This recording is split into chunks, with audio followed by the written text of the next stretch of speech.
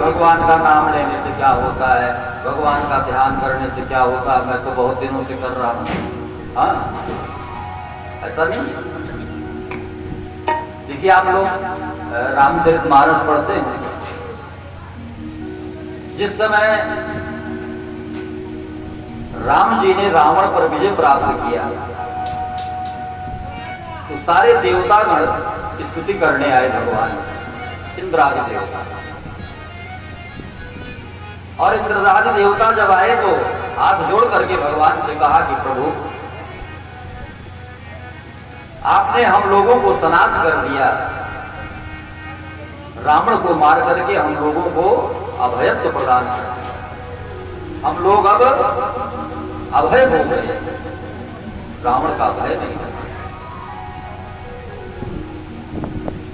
तो मेरे लायक कोई सेवा हो तो आप बताएं,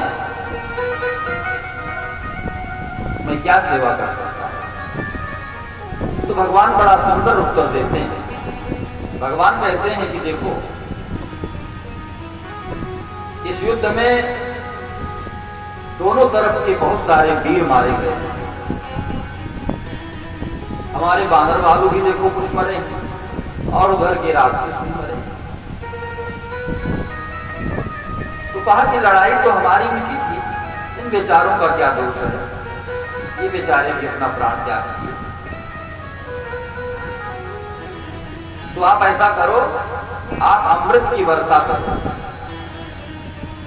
और जो लोग युद्ध में वीर गति को प्राप्त हुए हैं वो बानर भालू हमारे जीवित हो जाए।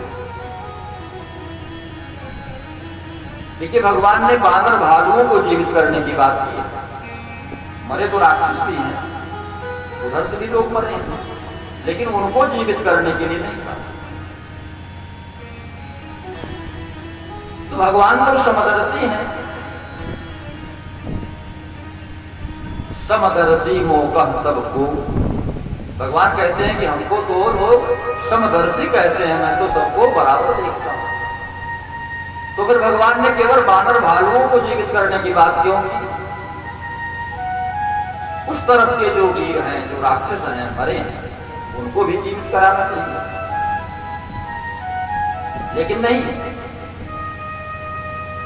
केवल बानर भालुओं को जीवित करने की बात करते हैं। और फिर इंद्र ने अमृत की बरसात किया। और देखिए ऐसी बारिश हुई कि केवल राम दरबार की तरफ ही नहीं, रावण की तरफ भी बारिश हुई अमृत। तुलसीदास जी वर्णन करते हैं बहुत सुंदर, सुधा वृष्टि भई तुई दल ऊपर, तुई दल ऊपर, सुधा वृष्टि भई तुई दल ऊपर, सुधा वृष्टि भई तुई दल ऊपर,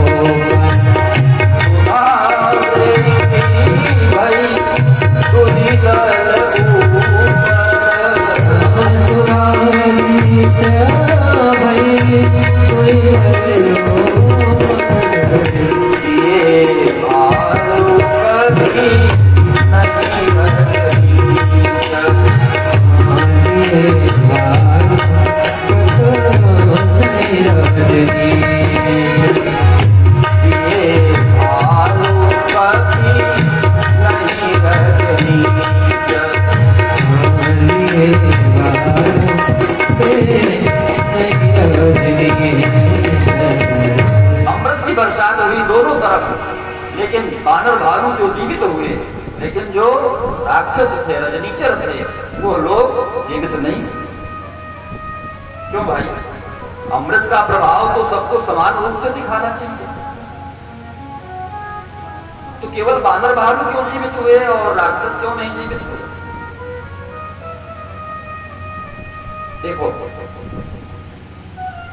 जो भगवान राम की तरफ युद्ध कर रहे थे वो रावण की तरफ देख रहे थे। ध्यान देना, उनकी दृष्टि रावण की तरफ। रावण को देख रहे, रावण की सेना को देख रहे और उन्हें देख देख करके युद्ध कर रहे और युद्ध करते करते मर गए। राक्षसों को देख देख करके युद्ध कर रहे थे, रावण को देख देख करके युद्ध कर रहे थे, इसलिए इनकी गति नहीं थी। लेकिन उधर वाले लोग वो तो भैया भगवान को देख रहे, राम जी को देख रहे, क्योंकि सामने तो वही खड़े हैं। तो राक्षसों की दृष्टि जो है वो भगवान पर, और भगवान को देखते देखते राम को मारो, राम को मारो, राम की सेना को मारो, राम की सेना को मारो, यही सब अपना कहना। और उधर वाले रावण को मारिए, रावण की सेना को मारिए, वो लोग राम राम नहीं कहते, रावण रावण, राक्षस राक्षस यही कहते। तो इसका प्रभाव क्या हुआ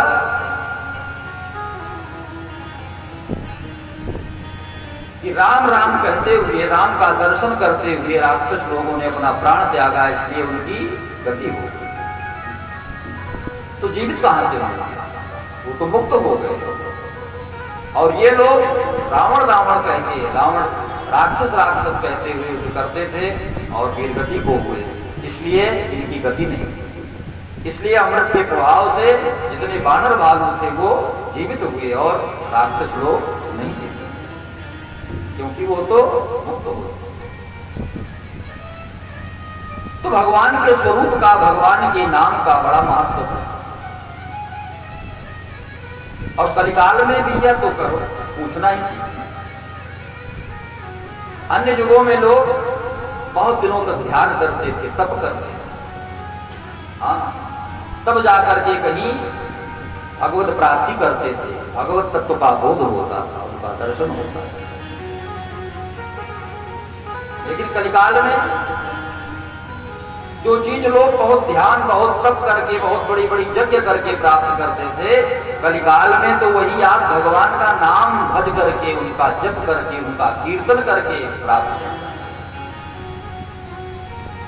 देखिए कितना सुंदर लिखा है, कलियुग केवल हरि गुण गान, कलियुग केवल हरि